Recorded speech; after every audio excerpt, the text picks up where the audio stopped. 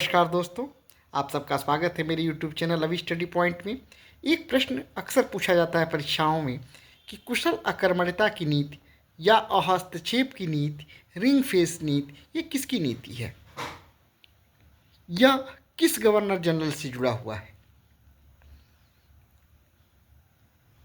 तो आज का जो मेरा ये कार्यक्रम है, आज का जो डिस्कशन का पॉइंट है, उसमें यही है, यह नीति किसकी है। जैसा कि आप सभी जानते हैं, मैं गवर्नर जनरल और वायसराय के बारे में आप लोगों को जानकारी दे रहा हूं। अभी तक मैं लॉर्ड कैनिंग तक जानकारी दे चुका हूं। लॉर्ड कैनिंग के बाद 1864 में भारत का गवर्नर जनरल बन के आया सर जॉन लॉरेंस। तो आज के एपिसोड में सर जॉन लॉरेंस के समय की महत्वपूर्ण घटनाएं। 12 जनवरी 1864 को सर जॉन लॉरेंस को भारत का वायसराय बनाया गया और वो 12 जनवरी 1869 तक कुल 5 वर्षों तक इस पद पे कार्य किया। उसके समय की जो सबसे महत्वपूर्ण नीति है वो है कुशल अकर्मण्यता की नीति या हस्तक्षेप की नीति। यह नीति अफगानिस्तान से संबंधित है।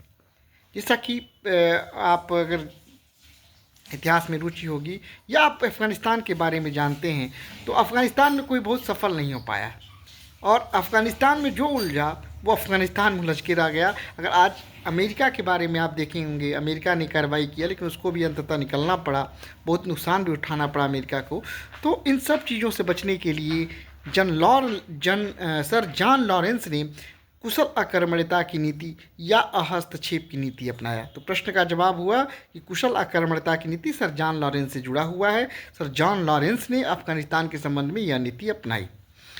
उसके समय की जो दूसरा महत्वपूर्ण घटना है वो भूटान के साथ युद्ध है। भूटान युद्ध हुआ उसी के समय। उसके बाद उसके समय अकाल पड़ा। उड़ीसा तथा राजपूताना और बुंदेलखंड में अकाल पड़ा और सर जॉर्ज कैंपबेल की अध्यक्षता में एक अकाल आयोग का गठन किया गया उसके समय।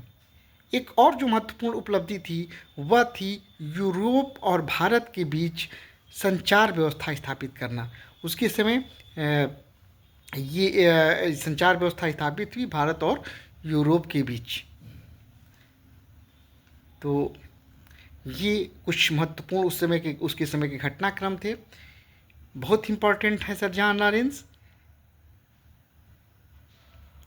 आप ब्यौरा में पूरा में आप देख भी सकते हैं। आप डिस्क्रिप्शन सेक्शन में मैंने रिटर्न्स में सब कुछ उपलब्ध करा दिया है, तो आप देखते रहिए हमारा यूट्यूब चैनल, वीडियो देखते रहिए। वीडियो अच्छा लगे तो लाइक करें, कमेंट करें और दोस्तों को भी शेयर भी करें। नमस्कार दोस्तों।